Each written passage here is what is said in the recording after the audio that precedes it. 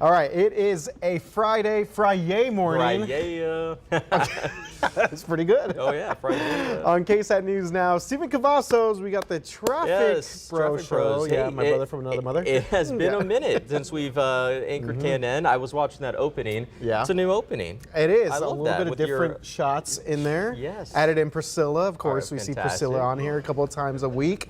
Yeah, producer Alyssa, former producer Alyssa, put that together. And yeah, that's definitely like one of that intro. Oh, I love it. But you know what I love is that we get to end the week together. Yes. And I'm their Friday co-host today. All right, here we go. Yeah, I wasn't here last Friday because I was at the Dome. For the big Spurs return to the Dome game, so glad to be back on a little bit of normal schedule. That was a long, yeah. long You had a very long week last week. You also filled in on traffic for me last Thursday. That's By right. the way, Yeah, thank you. I was on place. assignment working with the San Antonio police officers. So oh yeah, we both had busy weeks, but you had a very long day on Friday. But that was a very exciting game. Hard to believe that it's been a week since that game took place. And by the way, speaking of basketball, you guys are definitely going to want to check out Steven's My solutionaries. story. Yeah, he was hooping. I was shooting some hoops, and some people would be surprised. I'm not too bad. That was pretty good. I like the form. Yeah. Okay, so we will check that out. When is that story? February 9th. Okay, so be on the lookout. but We'll have a lot of teases to look ahead to. So cool. Excited about it. Good stuff there. All right, so raise your hand if you are a T-Mobile customer. Yeah, these guys right here. Yeah. Okay, so some alarming news here that have to do with a massive breach for millions of customers. We'll talk about that here in just a bit. Yeah, that's right, RJ. And a local school district is thinking about going to 4-day school weeks. The fours. Well, that'll be different on the roadways. Yeah, absolutely. Plus, the Alamo Dome, we were just talking about that game last week, is now getting thrown under the bus for its design and look. How dare they? How dare they, do this to our beloved Alamo Dome? I'm not a fan of that. No. But of course, Justin Horn is here, and he's going to give us his thoughts as well. But he'll probably also talk about what we can expect for the press. He definitely will. Plus, he's plotting a trivia question. Yes, that's what I hear. That's the rumor going around here in the newsroom. Justin, always so sneaky with those trivia questions. But let's go ahead and start with that massive breach. This is for T-Mobile customers, and in a regulatory filing, the company revealed that a hacker stole personal information from 37 million customers. I saw this and I was pretty alarmed as a customer, RJ, but that breach was actually discovered back on January 5th. However, it actually took place back in late November. That's when that breach actually happened. So some of the data that was stolen includes addresses, phone numbers, and dates of birth. Yeah, some very interesting stuff there. So the company says that based on its investigation to date, that no passwords, PINs, bank accounts, or social security numbers were stolen here, and that the malicious activity appears to be fully contained. So I would hope so. Yeah, I would hope so too, and that's some relief, right? But the company has notified law enforcement and federal agencies, and that intruder has still not been identified. But this is not the first time T-Mobile has had something like this happen. They've been hacked multiple times in recent years, and T-Mobile said that it did not expect this latest breach to have any, quote, material impact on its operations. But we were reading the news about this morning, and again, it just kind of sets your alarms off a little bit as a T-Mobile customers. Oh yeah, absolutely. Yeah, I've been with T-Mobile a couple of years since I got moved over from Sprint, and so yeah, it's been a little bit of a back and forth with T-Mobile for the past couple of years or so. They say they are now in the process of notifying affected customers, but again, would have liked to maybe known about this a little bit earlier. Oh sure, and I think there is some relief knowing that it wasn't any serious personal information in regards to social security numbers or license numbers, so things like that, because everything that we have sometimes it's all on our phone. Yeah. And I was looking, I said, wow, I really have a lot of information on here, so to lose a phone, to lose information on that is pretty scary. Yeah, passwords, all sorts of things of that nature to different accounts and stuff. So that is something we'll continue to follow. But again, it seems, or at least they are saying that so far none of this very sensitive information was part of this hack. No wonder I was getting those weird emails, man. Oh gosh. Technology. Okay, so moving on here to some big news here for a local school district. This is Harlandale ISD on the south side, and they're looking to explore a 4-day school week. Ah, Candy, 4 days in school. Well, I know. Guess what, though? If it is implemented, we know that Harlandale is going to go to those 4-day weeks at some point, but it would be, I believe, the first school district in San Antonio to do it. They're planning to take it into effect next school year, so that would be 2023, 2024. Yeah, still got to go through some checks, and of course it has to be approved by the board there. So Harlandale right now saying that this decision, basically this proposed change comes after watching the positive impact, on teachers, staff, and students from other school districts in Texas. One mentioned here, Jasper ISD, Texas, which apparently has already switched over to a 4-day school week. Oh, must be nice. Yeah. A Texas teacher poll survey conducted by the Charles Butt Foundation found that one of the main reasons teachers leave the profession is because of mental health issues. So Harlandale is planning on improving their work-life balance. I know our director, Robert, was telling me a little bit about this survey. So you're not for it, right, Robert? 4 days? No. No, he says no. Yeah. That was a quick no. Yeah. No. I mean, it does bring that a good point, though, because for parents, 4-day school week would have to mean, you have to find care for your children. Yeah. Sometimes that's not easy. Sometimes it could be like, keeping kids in school is probably sometimes the best place to keep them, but you also know teachers need that break as well. And mental health is definitely does weigh on you when especially after a year like last year, what we saw, and I'm sure that's with COVID, and that too plays a part in this. Recent years, yeah, so definitely a lot of things to take into consideration here. So the school district actually sent out surveys to parents and staff to provide input on this proposed 4-day school weeks, and some of the responses they got were, obviously there were people that were for this move. So this is something that I think will be interesting to move forward. I think Lavernia also was interested in doing this as well. Wow. So it would be kind of just interesting to see what sort of trend we see. I remember school, Robert Flowers, our director, again saying no. I'm sure a lot of the kids would probably vote for yes, but I mean, I remember school days, just 5 days out at 3 p.m. Yep. More or less. And I couldn't even begin to tell you. Yeah, 8 a.m. I think was usually the start of school, and you're right, till 3 p.m. I don't know if that's still even the case. I don't know. What time did you wake up for school? What time did you have to be in class? Oh man, so I had 2 younger brothers, so they had to get us up pretty early. Like by the time they sort of, got us all together, all ready to go, I would say about 6 a.m. Oh yeah, I used to remember my dad, Steven, time to get up.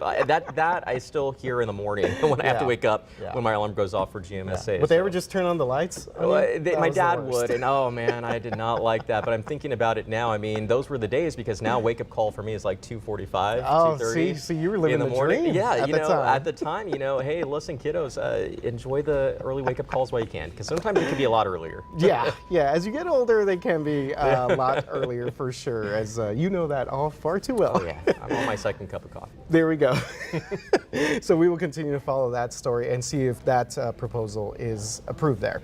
All right, some other local news here. So San Antonians, we know we can get real defensive about our stuff, like tacos. Oh yeah, that was the first come I mind.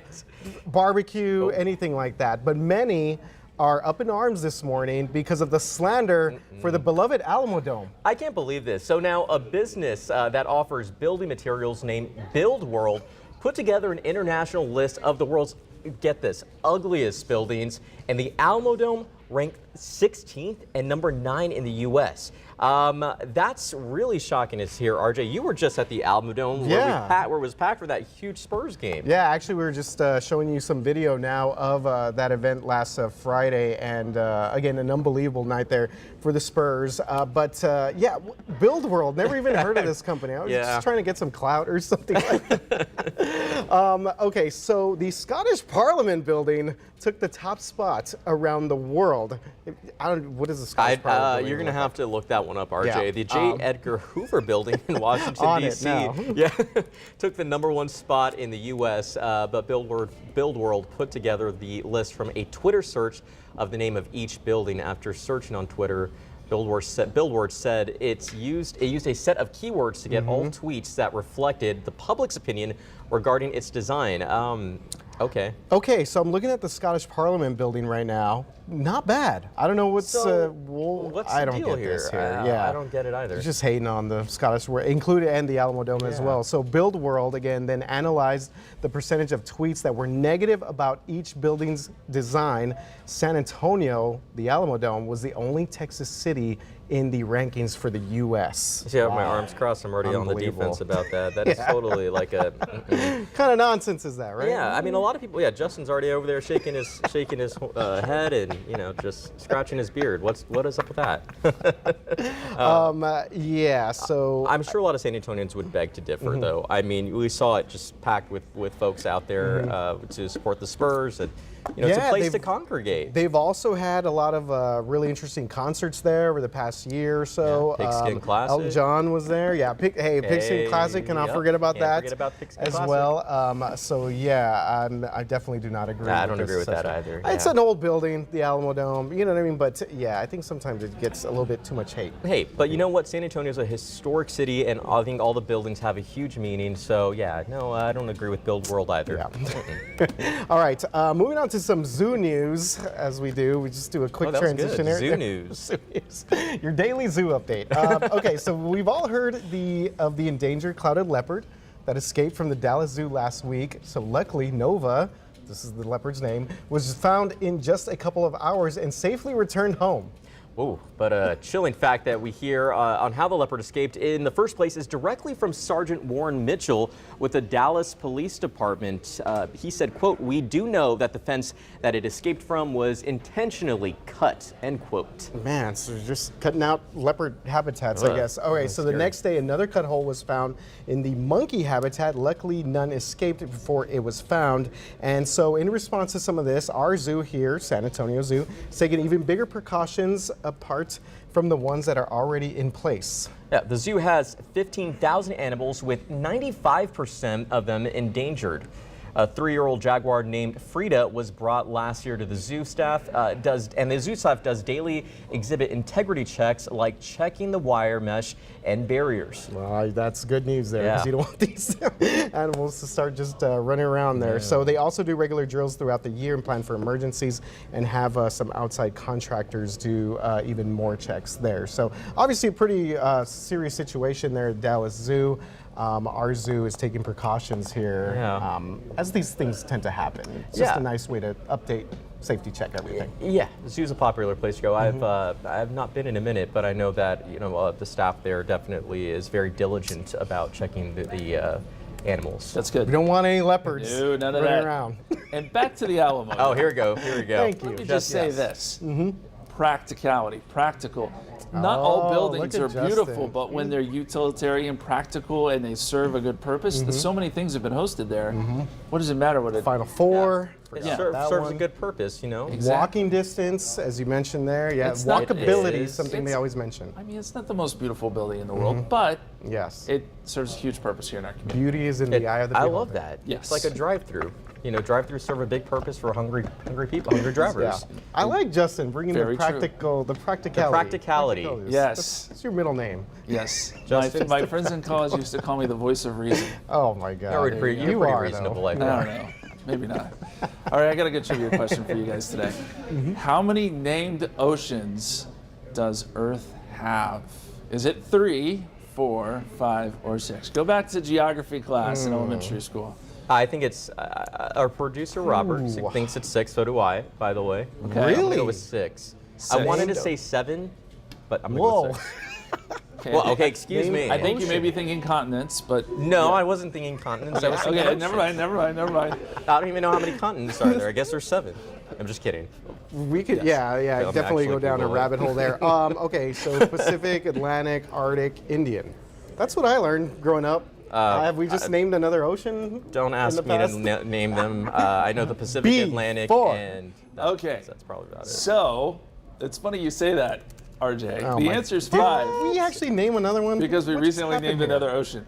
So 71% of the Earth's covered by oceans. Historically, there were 4 named oceans: Atlantic, Pacific, Indian, and Arctic. But now, most countries, including the U.S., recognize the Southern Ocean. Wait, so 5 oceans? 5 oceans. 5 named oceans. Named oceans. Okay. Where's the Southern I know you Ocean? don't believe me. I'm Googling this right now. The Southern Ocean is around the Antarctica. This is in the South. Yeah. So it's like you got the Arctic and you got the Southern. They're kind of mirror each other. Oh. What kind of nonsense is that, man? It's geography. People are just bored naming oceans. Okay. We got to name them. You guys are very salty on this trivia question Sorry, today. yeah, just. Lodge all complaints with the. I'm not here for Yeah. it. Anyway. Oh. Oh, Robert's saying salty for the ocean. Yeah. Oh, There that we go. full circle. I love that. Okay, satellite picture shows we've got a lot of clouds out there right now. San Antonio, Stockton, Austin, Stockton. We've got a little bit of sun out near Del Rio, but that's it. We could see a few peaks of sun today, but not much. Even around Kerrville, there's probably the sun's trying to peek out a little bit. But here in San Antonio, it is overcast. Clouds hang around most of the day, and that'll keep temperatures down some. Right now, we're sitting at 56 degrees. Temperature has hardly moved from this morning's low. Dew point 31, east-northeasterly winds at about 15, so it's cool, not cold, but cool out there. 58 by 2 o'clock, 59 by 3 p.m. We're up around 60 for a high today. There's a very small chance of a sprinkle or two. We've seen some of that on radar, but really don't expect much. As we get into tonight, early tomorrow morning is a little better chance at some showers. Still only 20%, and everything we see is going to be on the light side. So let's look at it here with the Futurecast. This is 4 o'clock today, still shows cloudy skies. Then as we get into tomorrow, we start to up the rain chances to about 20%. It's the sprinkly showers tomorrow morning, hit or miss type stuff. And then as we get into midday, rain starts to push east. The big question will be, where does this clearing line end up? I think it probably takes until late afternoon for the sun to try to pop out here in San Antonio. So you can expect a pretty cloudy day tomorrow too. Sunday, however, this front comes through and we'll get some gusty winds, but clear skies. It'll be very beautiful on Sunday other than the winds. So here's a look at the weekend forecast. 61 Saturday, 20% chance of showers in the morning, and then sunny, a little windy on Sunday with a high of 68 after morning of 40. And by the way, we have a pretty good chance at some showers coming in Monday night into Tuesday. Okay. That'll be our next best chance of rain, and it's looking more and more promising. So good news there. Well, I will say it's nice to kind of feel a little bit more like January this morning. Agree. It felt bit. nice. And I will say, I did believe you on the oceans because our director Robert's like, I can't believe you had to Google it because I always remember thinking 7 oceans, That's but true. Yeah, I don't know where you got Justin, 7 I from that stand one. corrected, and You were in the ballpark, my friend. I wasn't above No. 10, so yeah, that would be concerning. All right. Well, yeah, no, I mean, I agree with you. Weather looks good. I like it when we get a little bit more cooler weather, especially in January. Yeah. Sunday, maybe a lot of people will be out watching the Cowboys Niners big game. Yeah, and by the way, I checked on the weather there in San Francisco. Mostly sunny, look at you. 55. Oh, Good weather for football. Yeah, Okay. it's gonna be a Yeah, that good is game. actually good weather for Northern California. They've had a lot of Yep. things going on there, but Yep. good stuff there. All right, Justin, thanks, man. You got it. Tricky, All right. tricky with his weather Trivia 101 questions. tricks. Yeah. All right. Okay, so we're going way back. Archaeologist here. Initially, I'm going to pull the curtain back a little bit. I saw this slug here. It said croc mummies, and I thought they were the shoes. So did I. I was like, well, Croc came out with a new style of shoes there. But no, he's Yeah. talking about mummified crocodiles in an Egyptian tomb. All right, here we go. Very So the tough. discovery was made back in 2019 in the city of Aswan. I hope I'm saying that right. Aswan? Aswan? Yes. Okay, thank you, Robert. The Producer tomb Robert. contained 5 crocodile skeletons and skulls belonging to 2 different species. They date back to before 304 BC. Wow, those are some old. They are Crocs. very old there. So archaeologists believe that the remains were buried as a ritual honoring Sobek, the crocodile god Sobek. Okay, I knew I'd mess up on one of these. Sobek, the crocodile god of the Nile. That's interesting. These are preserved. I mean, yeah, when I first heard about this, I was like, oh, I'm pretty sure I'd find like a fossil here and there. But no, I mean, you could see the outline of these Yeah, crocodiles. no, seriously. I mean, I watch a lot of Ancient Aliens, and they go back to Egypt a lot. But I've always found it interesting. Egypt is so yes, Robert, Ancient Aliens. But I always find it interesting, like when they look at Egyptian culture, and then going back. There's so much history there. So it's not really surprising to me to see something like this, but I Yeah. think it's still very fascinating. just because of their perception on life and culture so different as well. It's just so interesting to explore. To be an archaeologist and discover these things must be a very exciting job. Oh yeah, absolutely there. So the largest of the crocodiles, according to our story on KSAT.com, is more than 11 feet long. Ooh, so those are some big yeah, crocs.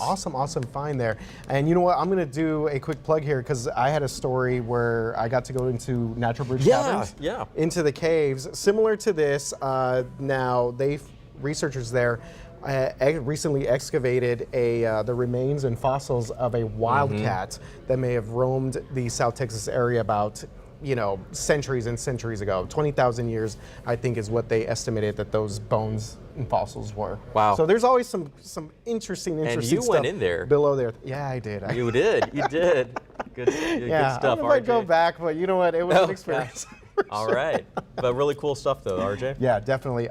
Any big plans this week? A whole lot of nothing. Nice. That's Catch what I up like on to hear. some Yeah. series. Hopefully you guys have a great weekend. Go Cowboys. Go Spurs go. They play tonight against the Clippers, and we will be back here Monday at 11 a.m.